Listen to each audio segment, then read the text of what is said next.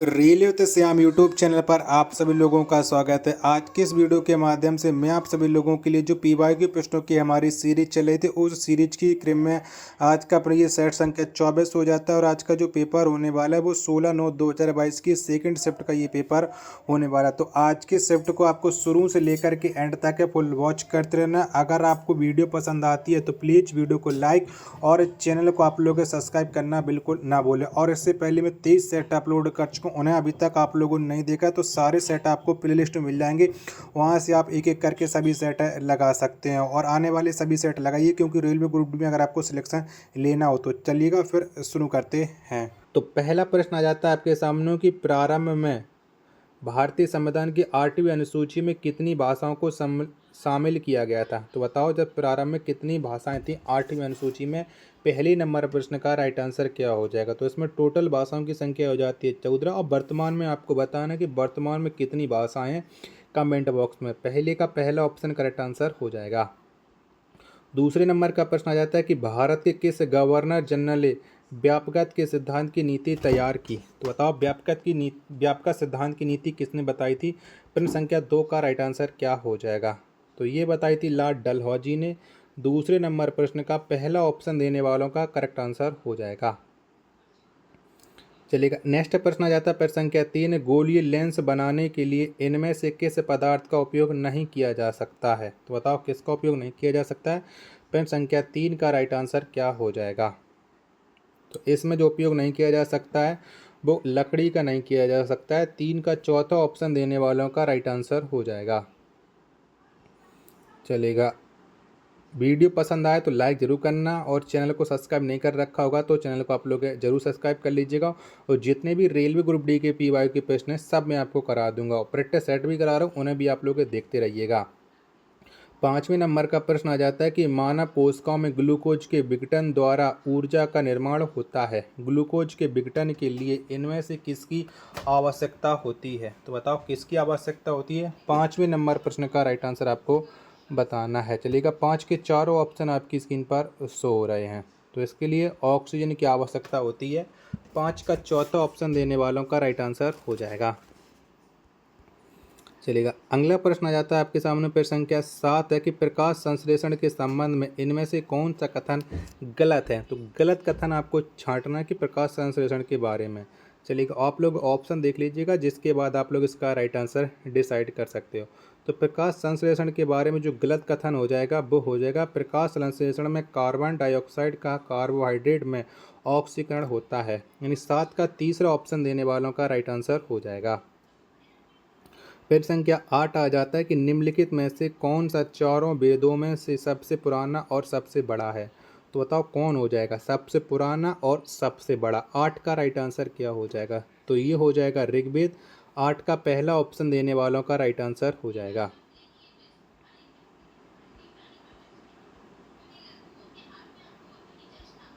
चलेगा अगला प्रश्न आ जाता है आपके सामने प्रश्न संख्या 11 है कि निम्न में से कौन सा ऊतक वृक्क नलिकाओं की भित्तियों का निर्माण करता है। तो बताओ कौन करता है। 11 नंबर प्रश्न का राइट आंसर क्या हो जाएगा। 11 के चारों ऑप्शन आपकी स्क्रीन पर सो रहा है। तो ये उपकला ऊतक करता है। 11 का तीसरा ऑप्शन देने वालों का राइट आंसर हो जाएगा।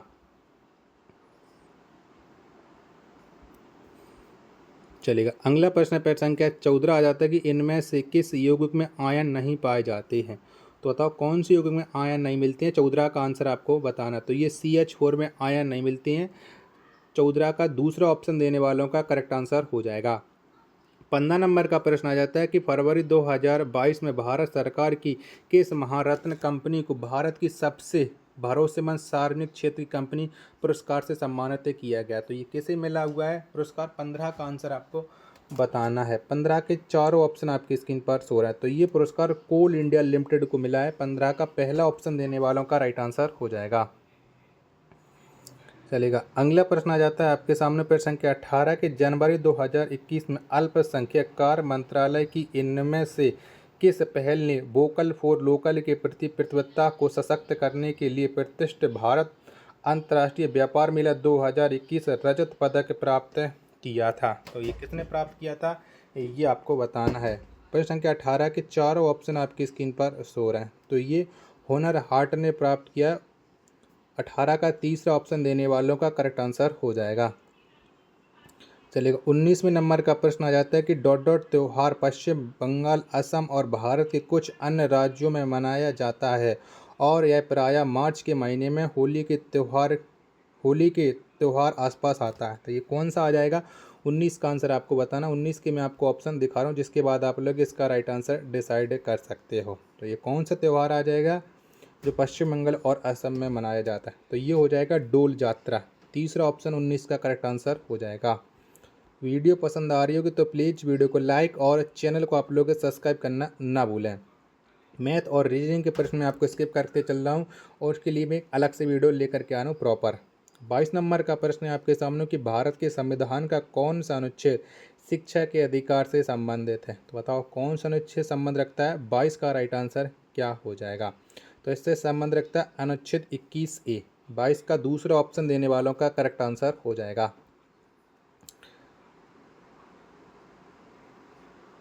चलिएगा नेक्स्ट प्रश्न आ जाता है, प्रश्न संख्या आपके सामने 24 है।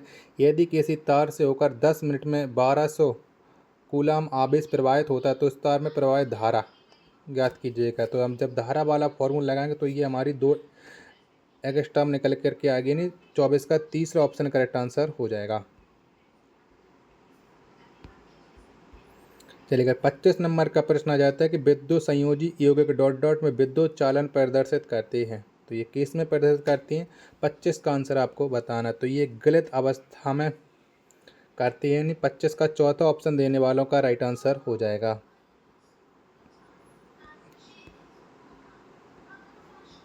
अगला प्रश्न आ जाता है प्रश्न संख्या 29 है कि हाइड्रोक्लोरिक अम्ल में जिंक के दाने मिलाने पर इनमें से कौन सी गैस उत्पन्न होती है? तो बताओ कौन सी गैस उत्पन्न होती है? तो हाइड्रोक्लोरिक अम्ल में जिंक के दाने मिलाने पर जो गैस उत्पन्न होती है वो गैस होती है H2, यानी 29 का तीसरा ऑप्शन देने वालों का राइट आंसर हो जाएगा। चलिएगा प्रश्न संख्या 30 आ जाता है कि 0.5 मीटर फोकस दूरी वाले एक अवतल दर्पण के ध्रुव और वक्ता केंद्र के बीच की दूरी इनमें से कितनी होगी? तो बताओ कितनी होगी? तो इनकी बीच की जो दूरी होगी वो हो जाएगी 1 मीटर। 30 का दूसरा ऑप्शन देने वालों का करेक्ट आंसर हो जाएगा। चलिएगा अगला प्रश्न आ जाता है आपके सामने,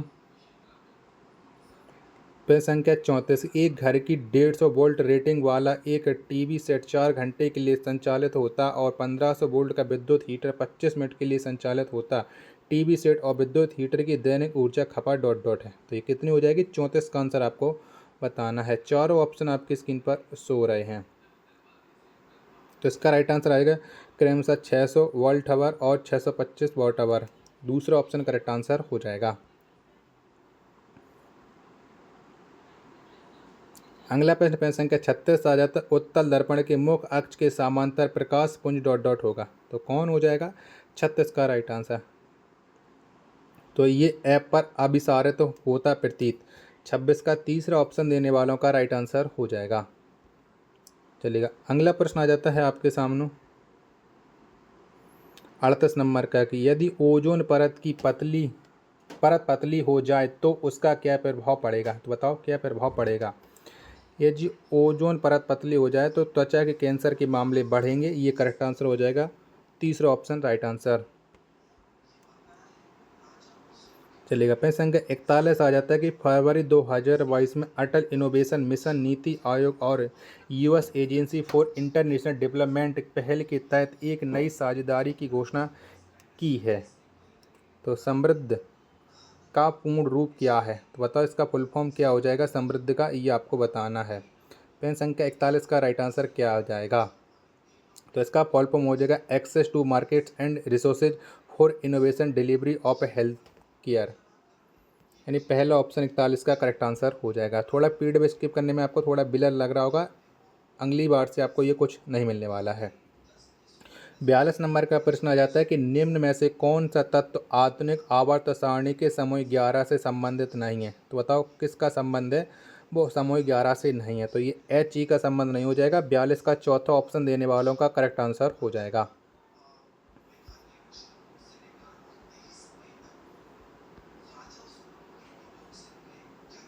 चलेगा। अगला प्रश्न आ जाता है प्रश्न संख्या 47 कि इनमें से कौन सी विधि खुले क्षेत्रों में मिट्टी के पवन अपरदन को रोकती है या कम करती है। तो ये कौन सी विधि हो जाएगी। 47 का राइट आंसर आपको बताना है। 47 के चारों ऑप्शन आपकी स्क्रीन पर शो रहे हैं। तो इसके लिए जो विधि हो जाएगी वो हो जाएगी बगीचे के लिए बाड़ के रूप में वृक्षों या बड़ी झाड़ियों का उपयोग करना। 47 का तीसरा ऑप्शन देने वालों का करेक्ट आंसर हो जाएगा।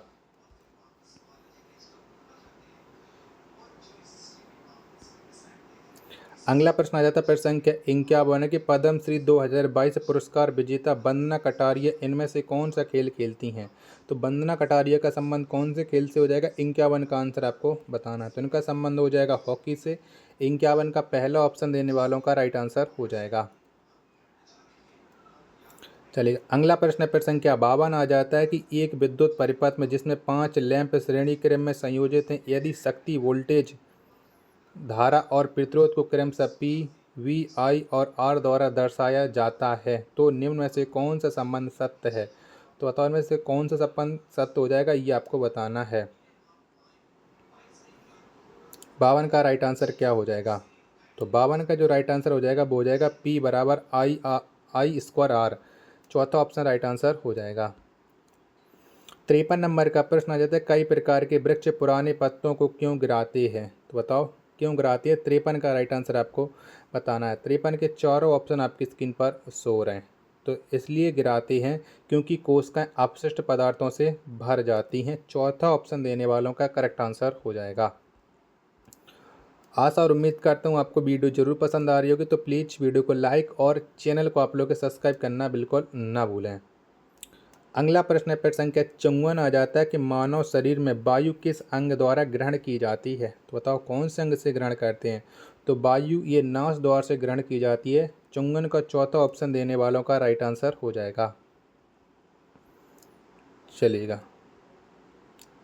अगला प्रश्न आ जाता है प्रश्न संख्या 56 है कि यदि एक नाइक्रोम तार की प्रतिरोधकता 110 गुणित 10 की पावर माइनस की 8 ओम मीटर, इसकी लंबाई 5.5 मीटर और इसका प्रतिरोध 22 ओम है तो इसकी अनुप्रस्थ काट का क्षेत्रफल ज्ञात कीजिएगा। तो कितना हो जाएगा। 56 का आंसर आपको बताना है। तो इसका जो क्षेत्रफल हो जाएगा वो हो जाएगा 275 गुणित 10 की पावर माइनस के 7 मीटर स्क्वायर। दूसरा ऑप्शन देने वालों का राइट आंसर हो जाएगा। चलेगा अगला प्रश्न आ जाता है प्रश्न संख्या 57 कि इनमें से किसका उपयोग भारत और ब्रिटेन के बीच विदेशी व्यापार के लिए एक राजमार्ग के रूप में किया गया था, क्योंकि 1869 में इसके खुलने से परिवहन की लागत कम हो गई थी और भारतीय बाजार तक पहुंच आसान हो गई थी। तो 57 का राइट आंसर क्या हो जाएगा, ये आपको बताना है। तो इसके लिए सुएज नहर का निर्माण किया गया था। पहला ऑप्शन देने वालों का करेक्ट आंसर हो जाएगा।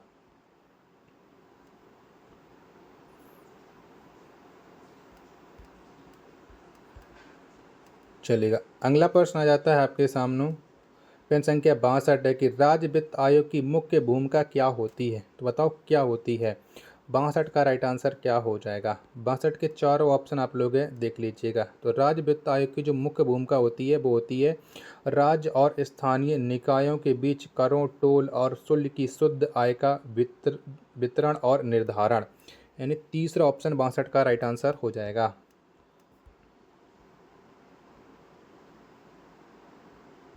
चलेगा अगला प्रश्न आ जाता है प्रश्न संख्या 64 है आपके सामने कि वर्ष 2022 में 1.5 लाख डाकघरों में से कितने प्रतिशत डाकघरों के कोर बैंकिंग प्रणाली के अंतर्गत आने की उम्मीद है। तो कितने की उम्मीद है। 64 का राइट आंसर क्या हो जाएगा। तो ये 100% आने की उम्मीद है। 64 का राइट आंसर हो जाएगा ऑप्शन क्या 4। चलिएगा 65 नंबर का प्रश्न है कि एक वस्तु को किसी अवतल लेंस के सामने d दूरी पर रखा जाता है। वस्तु का सीधा प्रतिबिंब d/3 दूरी पर बनता है। यदि लेंस की फोकस दूरी 15 मीटर है तो d का मान ज्ञात कीजिएगा। जब हम इसका फॉर्मूला लगा करके सॉल्व करेंगे तो हमारा d का मान निकल करके आएगा 30 मीटर। 65 का दूसरा ऑप्शन देने वालों का राइट आंसर हो जाएगा। प्रश्न संख्या 66 आ जाता है आपके सामने कि डॉट डॉट जिला क्षेत्रफल के मामले में तमिलनाडु का सबसे छोटा जिला है। तो बताओ तमिलनाडु का सबसे छोटा जिला कौन सा हो जाएगा, ये आपको बताना है। 66 नंबर प्रश्न का राइट आंसर क्या हो जाएगा।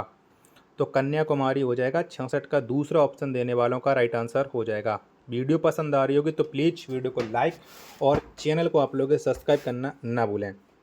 67 नंबर का प्रश्न है, किस राज्य ने खेलो इंडिया यूथ गेम्स 2021 में सबसे बड़े 396 सदस्यीय दल को मैदान में उतारा था और प्रत्येक खेल में प्रतिस्पर्धा की थी? तो ये कौन से राज्य ने की थी? 67 का राइट आंसर क्या हो जाएगा?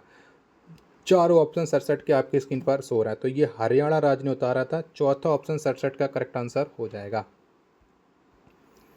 चलिएगा, अगला प्रश्न आ जाता है प्रश्न संख्या 69 कि 1 किलो बाइट में कितने बाइट होते हैं? तो बताओ कितने होते हैं? तो 1 किलो बाइट में जो बाइटों की संख्या होती है वो होती है आपकी 1024 बाइट्स। 69 का दूसरा ऑप्शन करेक्ट आंसर हो जाएगा।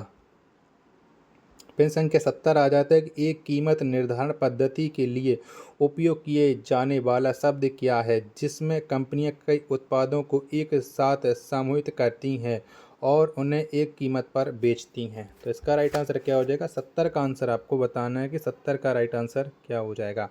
70 के चारों ऑप्शन आपकी स्क्रीन पर शो रहे हैं, तो ये बंडल प्राइसिंग हो जाएगा। इसका करेक्ट आंसर पहला ऑप्शन राइट आंसर हो जाएगा। अगला प्रश्न आता है प्रश्न संख्या 71, कोयले और पेट्रोलियम के संबंध में इनमें से कौन सा कथन गलत है? तो गलत कथन का आपको चयन करना है। 71 का राइट आंसर आपको बताना है कि 71 का राइट आंसर क्या हो जाएगा। चारों ऑप्शन आप लोग देख लीजिएगा। तो इनके बारे में जो गलत हो जाएगा वो हो जाएगा आपका, ये पृथ्वी पर मौजूद असीमित संसाधन होते हैं, ये गलत हो जाएगा। 71 का चौथा ऑप्शन देने वालों का राइट आंसर हो जाएगा। चलेगा,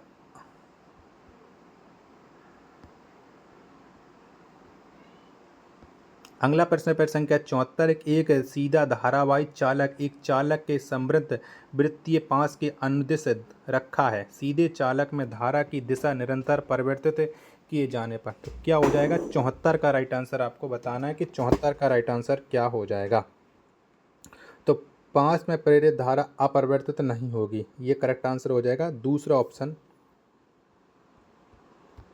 चलेगा, अगला प्रश्न आ जाता है आपके सामने।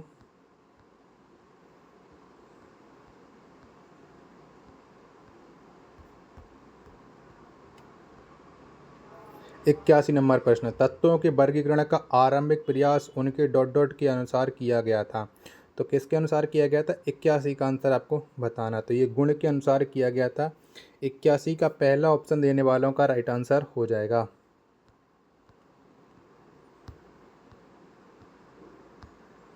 चलेगा, अगला प्रश्न संख्या 86 आ जाता है कि डॉट डॉट दुनिया के सबसे ऊंची मोटर वाहन चलाने योग्य सड़कों में से एक है और हिमालय की चोटियों में एक पहाड़ी दर्रा है जो सिक्किम और चीन के तिब्बत स्वायत्त क्षेत्र को जोड़ता है। तो ये कौन सा दर्रा जोड़ता है? 86 का आंसर आपको बताना है। 86 के चारों ऑप्शन आपकी स्क्रीन पर शो रहे हैं, तो ये नाथुला दर्रा जोड़ता है। पहला ऑप्शन देने वालों का करेक्ट आंसर हो जाएगा। चलिए, अगला प्रश्न आ जाता है प्रश्न संख्या 87, अगस्त 2022 तक निम्नांकित में से कौन सी योजना यूपीएससी, राज्य लोक सेवा आयोग आदि द्वारा आयोजित प्रारंभिक परीक्षा उत्तीर्ण करने वाले विद्यार्थियों को सहायता प्रदान करती है? तो ये कौन सी योजना हो जाएगी? 87 का आंसर आपको बताना, थोड़ा बिलर है इसके लिए सॉरी। ये हो जाएगी नई उड़ान योजना, पहला ऑप्शन करेक्ट आंसर हो जाएगा।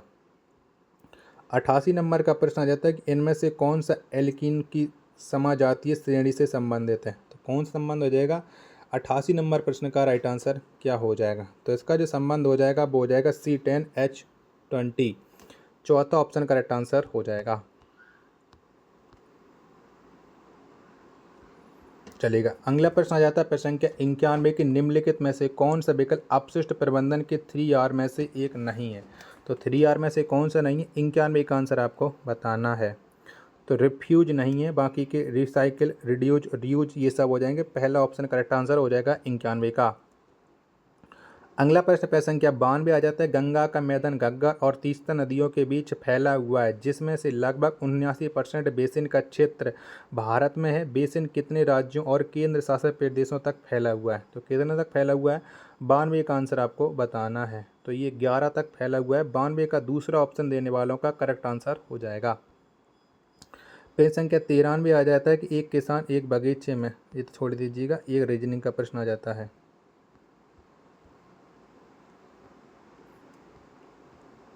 चलिएगा, 55 नंबर का प्रश्न आ जाता है कि संविधान में कौन सा अनुच्छेद सभी राज्यों को एक समान त्रिस्तरीय पंचायती राज संरचना प्रदान करता है, अर्थात ग्राम, मध्यवर्ती और जिला स्तर। तो ये इसका राइट आंसर कौन सा हो जाएगा 95 नंबर प्रश्न का।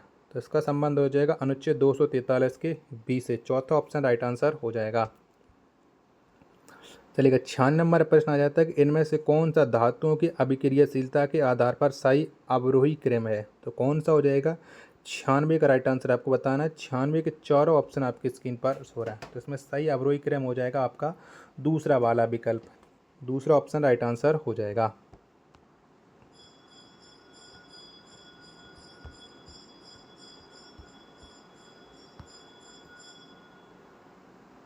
चलेगा, तो आशा करता हूँ आपको ये वीडियो पसंद आई होगी। तो प्लीज़ वीडियो को लाइक और चैनल को आप लोग सब्सक्राइब करना बिल्कुल ना भूलें। मिलते हैं अपने एक और नेक्स्ट साइट के साथ, तब तक के लिए धन्यवाद। जय हिंद, वंदे मातरम।